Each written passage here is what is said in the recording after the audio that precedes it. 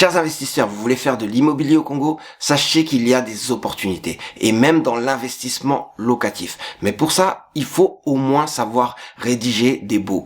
Le bail, comment on fait pour rédiger un bail? On voit ça tout de suite.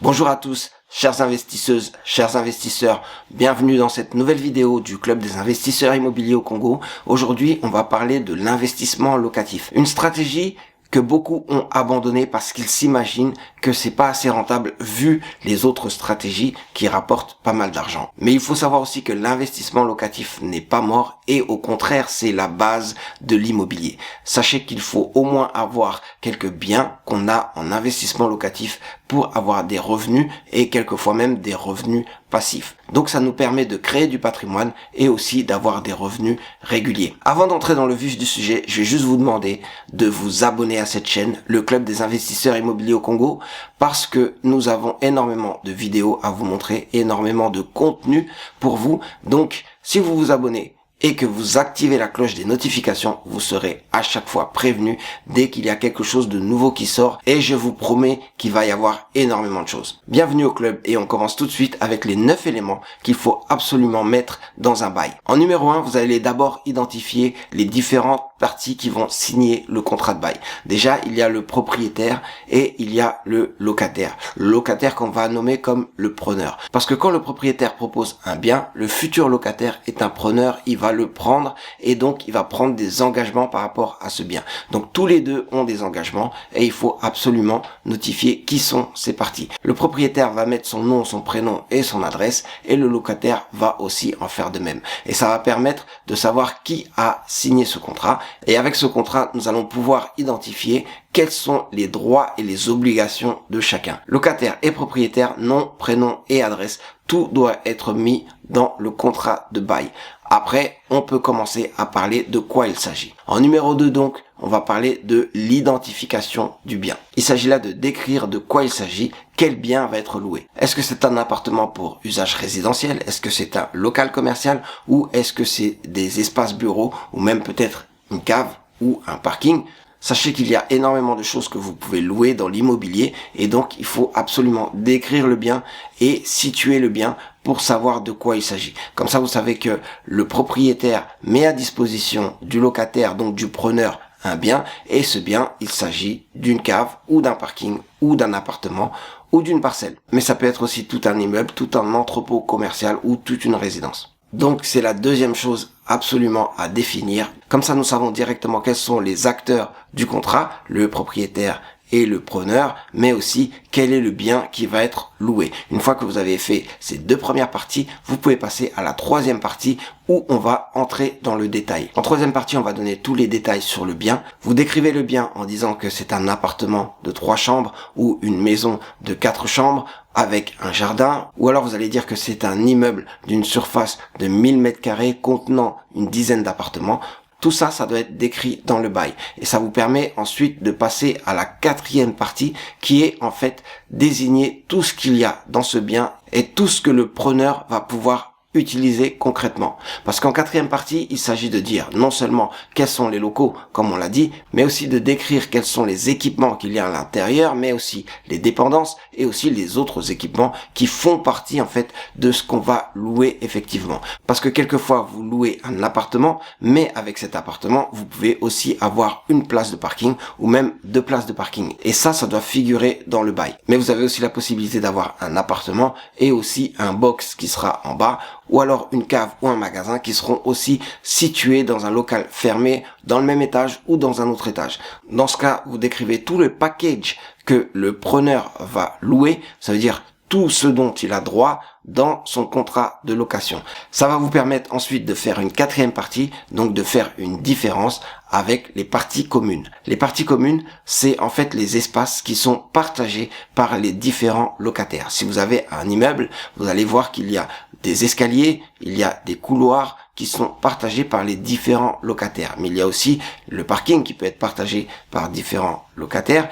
ou même le toit, la terrasse qui vont être aussi partagés, l'entrée aussi qui va être partagée. Donc tout ça, ça doit être décrit parce que non seulement le locataire a des droits, donc il a droit d'être dans les parties communes, mais il a aussi des obligations, ça veut dire il ne peut pas faire tout et n'importe quoi dans les parties communes. Vous décrivez quelles sont les parties communes et bien sûr quelles sont les obligations par rapport aux parties communes. Parce que quelquefois, vous allez avoir des problèmes qui sont relatifs au nettoyage des parties communes, donc il faut absolument que tout soit détaillé. Et surtout que les locataires vont prendre soin de ces parties communes et non pas se les accaparer. Ça peut être des pièces communes, ça peut être aussi des équipements communs, comme on a parlé de l'entrée, on a parlé des couloirs, on a parlé des portes, ou peut-être même des extincteurs qui vont être là, et aussi certains accessoires que tout le monde va pouvoir utiliser. Tout ça, ça donne plus de confort à votre locataire, mais il faut savoir qu'il a non seulement des droits, mais aussi des obligations. Il doit surtout prendre soin de tout ce qui est à usage commun. Ensuite, on va attaquer le vif du sujet, donc la partie financière.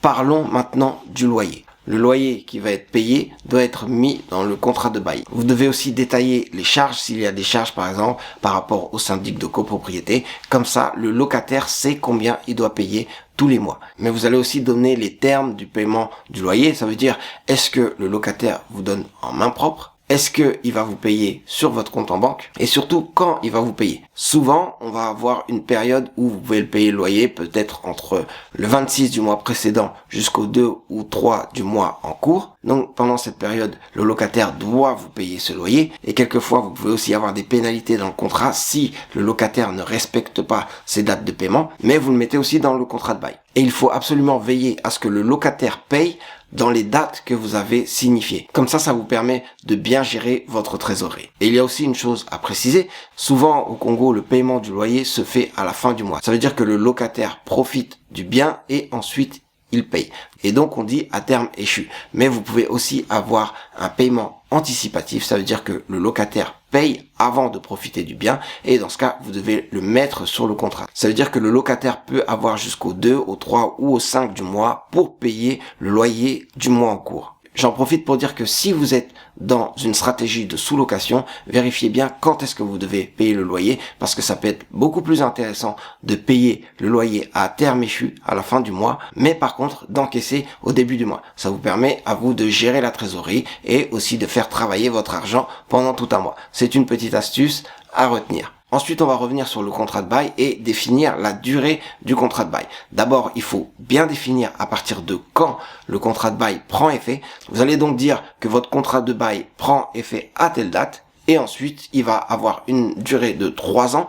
Donc, il finira à telle date. Définissez bien toutes les dates. Comme ça, votre contrat de bail va contenir tous les éléments qui permettront de faire respecter le contrat. Ça va mettre un cadre entre les droits et les obligations de chacun sur cette durée de contrat. Ensuite, on va parler des conditions de résiliation du contrat, parce que un contrat vous engage, il vous engage vous et l'autre partie, mais il y a certaines choses qui vont faire que le contrat va être résilié. Déjà, ça peut être résilié d'un commun accord. Si les deux parties décident d'arrêter le contrat, alors elles peuvent se mettre d'accord. Si c'est le preneur qui décide d'arrêter le contrat, il va notifier le propriétaire quelque temps avant. Vous allez le définir aussi dans ce contrat de bail. Si par contre c'est vous, le propriétaire, qui décidez de mettre fin au contrat, sachez qu'il va y avoir quand même un préavis, mais vous pouvez vous aussi résilier le contrat. C'est juste laisser le temps au preneur de pouvoir repartir sur autre chose. Et ça, c'est en cas de résiliation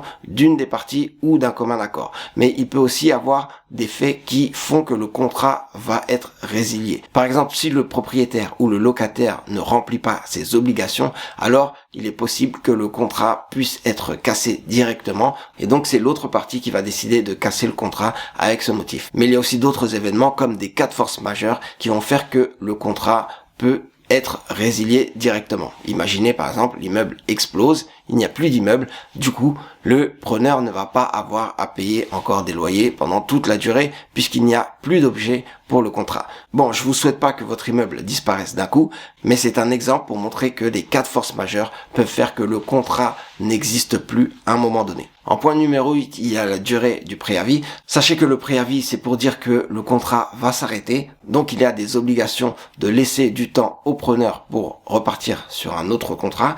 D'ailleurs, même les durées de préavis peuvent être rallongé si jamais le preneur n'a vraiment pas trouvé un autre endroit où aller. Et surtout, c'est en fonction de l'usage du bien que vous allez avoir des durées de préavis différentes. Par exemple, si vous avez un bien à usage commercial, vous allez avoir une durée de préavis de 6 mois, alors que sur un bien à usage résidentiel, vous allez avoir que 3 mois de durée de préavis. C'est essentiel que le preneur puisse trouver autre chose, mais aussi pour le propriétaire de pouvoir se retourner et de retrouver un autre locataire si jamais c'est le preneur qui veut casser le contrat. En 9e et dernier point, on va parler enfin des garanties.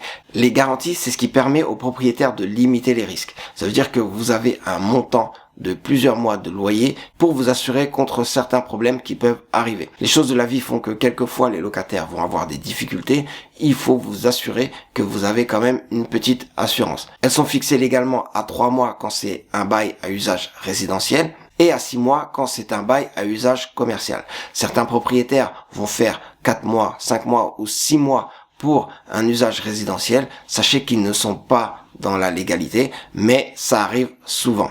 Respecter les obligations, 3 mois, ça permet de limiter les risques, mais attention, si jamais vous voyez que le preneur, votre locataire, a du mal à payer et qu'il a déjà 1 mois de retard, n'attendez pas qu'il ait consommé toute sa garantie pour réagir. Dès que vous voyez qu'il y a 1 mois de retard, sachez que votre locataire doit reconstituer sa garantie et aussi repayer le loyer. Comme ça vous permet de repartir à zéro avec vos 3 mois de garantie et non pas continuer sur ce contrat avec juste 2 mois de garantie ou 1 mois de garantie, parce que sinon vous allez voir un moment que si ce dernier mois est consommé, vous n'avez plus rien, vous n'avez plus de garantie, et si le locataire ne peut plus payer, il va s'agir de le faire déguerpir et ça peut être une longue procédure. Donc dès que vous voyez qu'il y a un problème, alors il faut reconstituer la garantie et reconstituer les paiements de loyer, repartir sur une bonne base. Si vous respectez tout ça, votre contrat de bail va pouvoir être légalisé et vous allez pouvoir avoir